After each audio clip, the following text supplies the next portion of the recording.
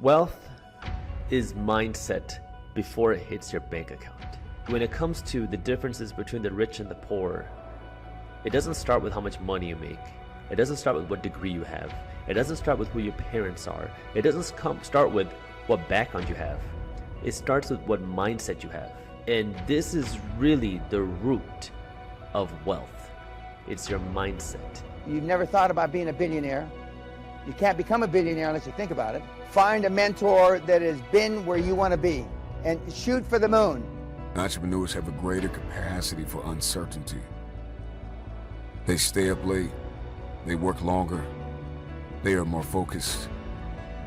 If you're going to be an entrepreneur, you're going to need to lead. How far can your eyes see? Some people's eyes see welfare. Some people's eyes see WIC and food stamps. But some people's eyes see 100,000. Some people's eyes see 1 million. Some people's eyes see 1 billion. Can I ask you a question? What do your eyes see? What is your vision? I do think you have to have some level of dream that's bigger than your fear. There's a lot more smarter people out there than they give themselves credit for.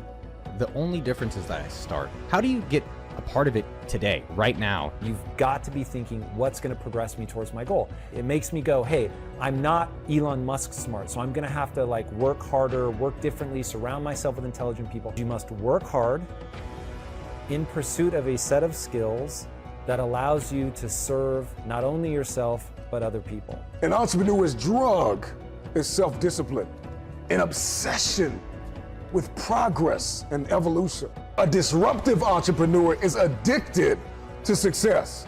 They are addicted to performing under pressure. They are addicted to results. Make yourself rich before you make everybody else rich. I don't want you to never have the nice things. I want you to have the nice car. I want you to go on the nice vacations. I want you to have the nice home, but I want you to be able to afford it first. And right now, the most important thing financially is to make yourself rich first. And ironically, the people that are looking rich are sacrificing their real richness. What would you say is the worst advice you see or hear being dispensed in the world? It's easy to get rich, and it's not easy. It's ball busting. It takes a lot of human sacrifice, but you've got to really want it. I mean, you have to want it more than the air that you breathe. What are you doing on your phone all day? There's probably something within there that's $1 billion opportunity.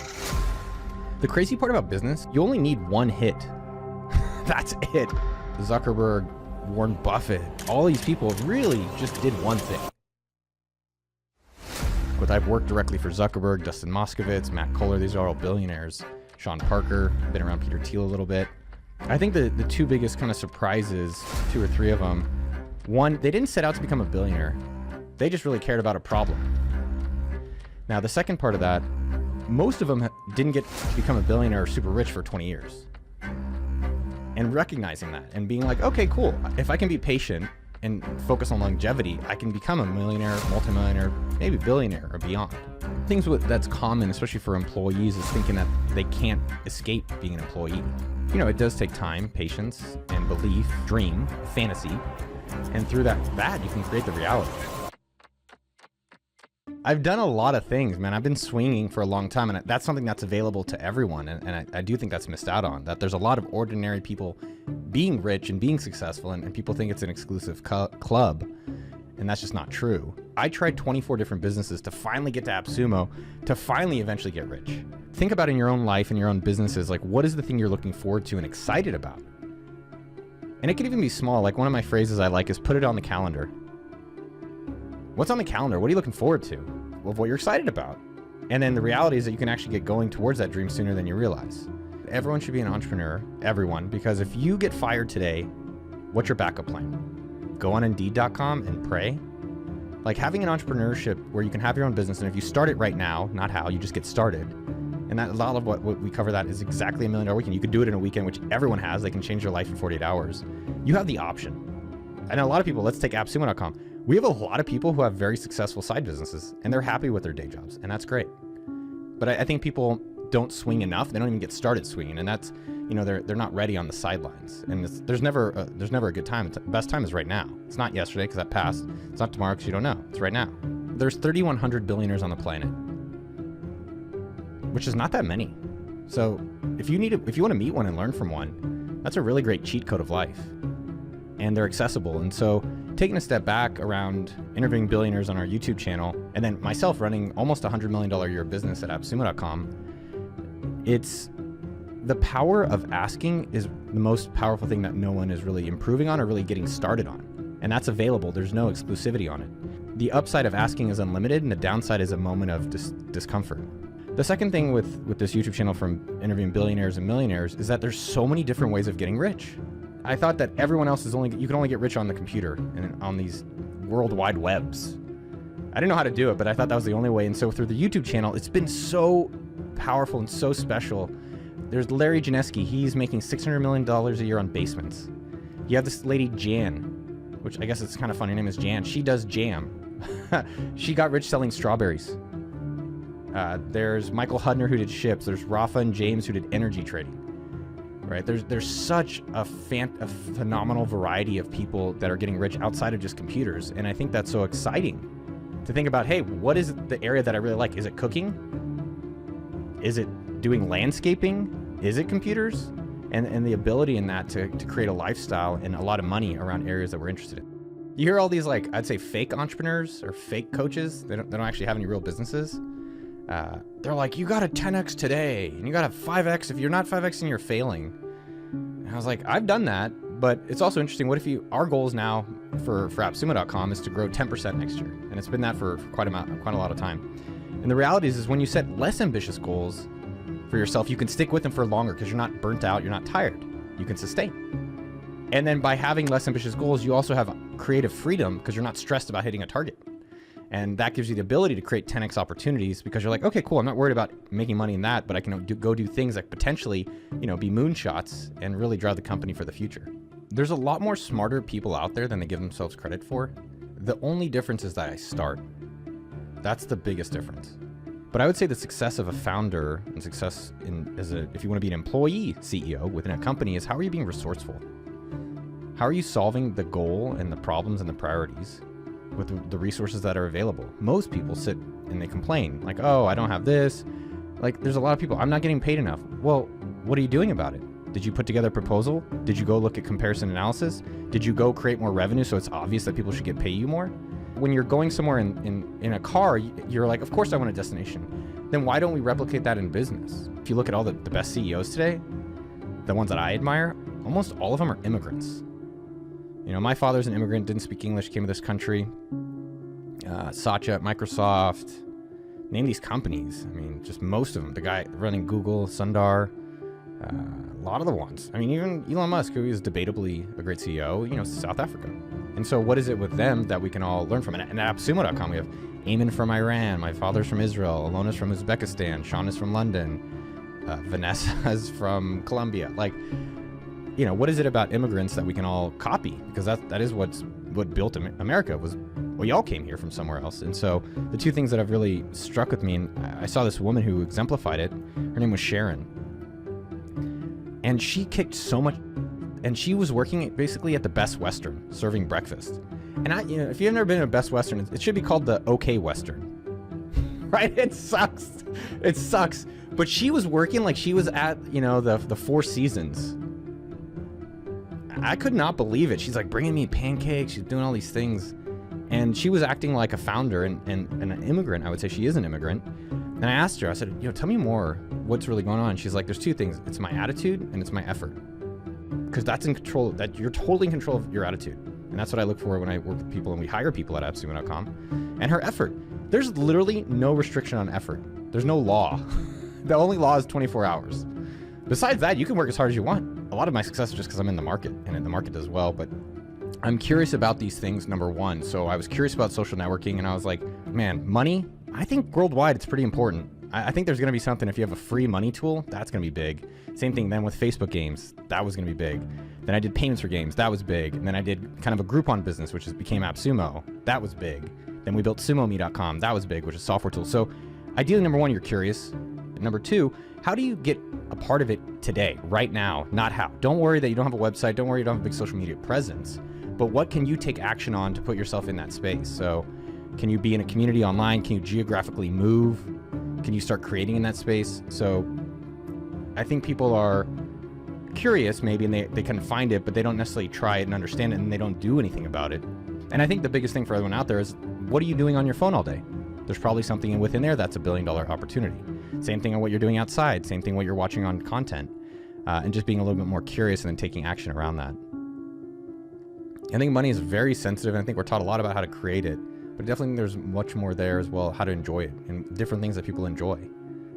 You know, a lot of the interesting thing about success is that it's always externalized, right? It's like, that person is an icon, that thing is successful, they're doing well, and I really think it's like, when do we finally feel like we're doing what we think our potential is? And that is our own icon, our own legendary status. And I would say around 40 is when I finally felt more internal validation, and I stopped focusing on so much of the external validation. Like, how much money do I have? Do I have more than that guy or girl?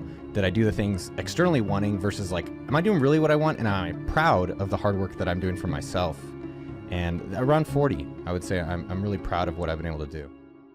How is it that some people can become so incredibly wealthy while the majority of people don't? It's not that they have some special superpower. It's not that they own some special skill. It's not that they're so much smarter than people. It's not that they work so much harder. It's that they believe that they can, and then they use their time differently. If you go about life and you say, the government's the reason why I'm broke, my greedy corporation is the reason why I'm stuck at a job that I hate, I can't change my life because of X, Y, and Z, you keep pointing your fingers as to why you can't succeed, well, it's going to be impossible for you to succeed. The best return that I got on my investment isn't the real estate investments, it's not the stock market investments that I made, it's not the startup investments that I made, it's the investments that I made in myself. Number one, hustle. Number two, try to spend as little money as possible until you make money. Entrepreneurship is hard. You got to work a lot. And in the early days, I was working around the clock, 7 days a week, never took a vacation, never spent money. You got to be willing to work and understanding that it takes time. I say a decade of sacrifice. If you really want to see success in business, there's a lot of people on the internet selling this crap that you can do it in 6 months. Yeah, you can do it in 6 months if you put in the decade of learning how it works. But you can't bypass that effort of learning, that effort of going through the mistakes, that effort of everything. Yeah, education can shorten that time, but you can't bypass all that effort. Building a business takes a lot of effort, a lot of time, and a lot of work. Investments that I put into my own financial education have paid off many times over, and you can't see those returns anywhere else. They say that the best investment you can make is in you. I would recommend that you go out and start by reading 25 books. Find the top 25 books in financial education and read them. Find the top 5 books in money management and investing, the top 5 books in starting a business, the top 5 books in scaling a business, the top 5 books in managing a business, and the top 5 books of entrepreneur biographies. And it doesn't matter which ones you pick, find the ones with the highest ratings, the highest reviews, and just read them. This is going to cost you less than $500. But when you do that, you're going to be able to get an MBA level education without paying the price of an MBA. And you're going to look at the world, your money, and the way you use your money completely differently once you finish these books. If you go around saying, I can't have that nice thing because I'm broke, I can't have the nice thing because I grew up in a bad environment, I can never become successful because of the way I look, I can never do it because of whatever, I can guarantee you are never going to become successful. But if we turn this around and you say, how can I become successful? How can I make more money? How can I become wealthy? How can I get out of the situation that I'm in?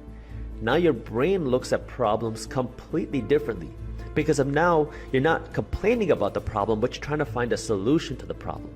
And that's the biggest difference between somebody who becomes wealthy and somebody who does not. It starts with the mindset, because then once you change the mindset, you're going to start changing your actions. Now you're going to find out, oh, I don't need to spend money at Gucci. Oh, I don't need to go out and eat every single day. Oh, I can save money here. Oh, I can ask for a raise at my job. Oh, maybe I can start a side hustle. Oh, maybe I can start my own business. Oh, you mean I could actually potentially take my income from $40,000 a year to $400,000 a year? that's possible? Because when most people hear that, you think it's impossible. Somebody like me could never go from $40,000 to $400,000 a year, but until you believe it's possible, you're never gonna put in the action to actually make it possible. We're all given 24 hours in a day. So the difference between somebody who becomes successful versus somebody who does not is now what input you put in those 24 hours. If you're spending your time on Netflix, if you're spending your time playing video games, if you're spending all of your time doing things that don't add any value financially to your life, well, if you compare that to somebody who's now working, who's now learning, who's investing in the education, you're going to see two completely different outputs. Now, this is where you don't want to get into the trap of just thinking, you know what, I'm just going to work really hard. I'm going to work 20 hours a day. Because, well, you can work really hard and still be broke. Now the question is, how can you make your hard work the most scalable? Because that's now what will take you from, okay, I don't want to be broke. So now you start working hard, which is great. I 100% recommend working hard, because without that hard work, it's going to be impossible for you to see any real level of success. But now you're working hard. The next question is, how can you make your hard work the most rewarding?